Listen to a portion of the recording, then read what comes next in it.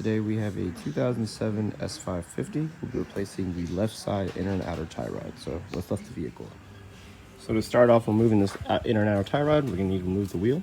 For number 17, we're gonna move these 5 lug nuts here and take this out the way. And then once we get that out, we can expose pretty much everything. We'll have all the room in the world. So let's get this wheel off. So now with the wheel removed, we kind of expose the nut here a little further on the outer tie rod. As you can see, this one's bent up. I've already went ahead and removed the zip tie here. That's the boot to remove that. So it's obvious this side's been done before. If it hasn't been done, you'll have a clamp like this. Just put a flathead in here and pop it out. Or I believe they also make a special clamp or pair of pliers for this as well. Normally I just break it off and replace it with a zip tie. So this side we're just gonna replace it with a zip tie. So now what I'm doing with a 22, we're gonna break this nut here going forward. And then with a 21 socket, we're gonna take this nut out. Once I do all that, we're gonna knock this outer tie rod off of the spindle here. You can do so by striking the side using a ball joint tool or air hammer. I'm just gonna go ahead and break this, take that off and get it out, and we'll get to the next step, we get the outer tie rod. Just a little clarification, I accidentally said 22, this is 21. So both of these are 21. I'm gonna back this out, remove this, and knock this out.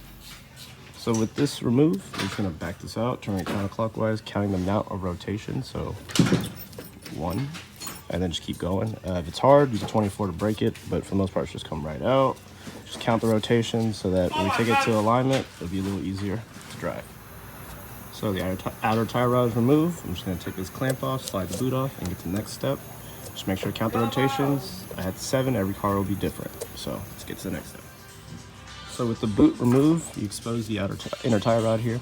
They do make a tool to remove it. However, I'm just gonna use a pipe wrench. You can use, I believe it's a 34, 35 to also remove this. I'm just gonna use a pipe wrench, grab it, go counterclockwise, and pretty much take it out. So let's go ahead and do that.